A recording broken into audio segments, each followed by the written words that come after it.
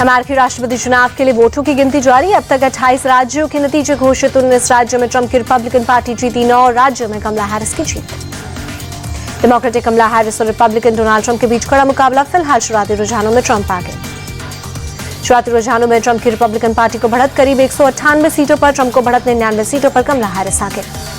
राष्ट्रपति बनने के लिए बहुमत का आंकड़ा है 270। अभी करीब 200 सीटों पर आगे चल रहे हैं डोनाल्ड ट्रंप। डोनाल्ड ट्रंप के पक्ष में 54.8% वोट पड़े। कमला हैरिस के पक्ष में 44.4% वोटें।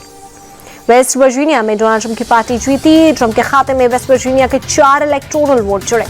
डेमोक्रेटिक की उम्मीदवार कमला हैरिस वर्मोंट में जीती। इंडियाना राज्य में ट्रंप की जीत।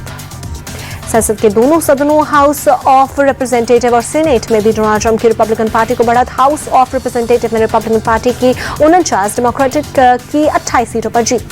सीनेट में रिपब्लिकन पार्टी ने 43 सीट जीती। डेमोक्रेटिक पार्टी ने 34 सीटों पर जीत हासिल की। अरकानसास और टेक्सास में डोनाल्ड ट्रंप की जीत। न्यूयॉर्क और न्यू हैम्पशायर में डेमोक्रेटिक पार्टी जीती। मिशिगन और पेंसिल्वेनिया में कमला हैरिस को बढ़त। कोलोराडो में कमला हैरिस की पार्टी को मिली जीत। अलबामा राज्य में भी डोनाल्ड ट्रंप जीते। डेमोक्रेटिक पार्टी की अलबामा में करारी हार।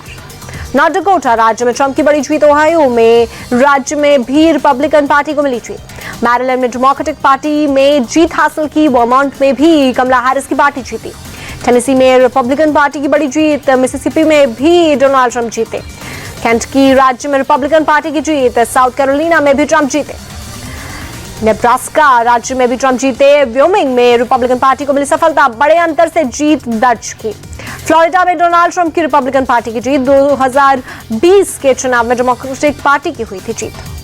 न्यू जर्सी में कमला हैरिस की पार्टी की बड़ी जीत। डेलावेयर, इलिनॉइस में भी डेमोक्रेटिक ने जीत हासिल की।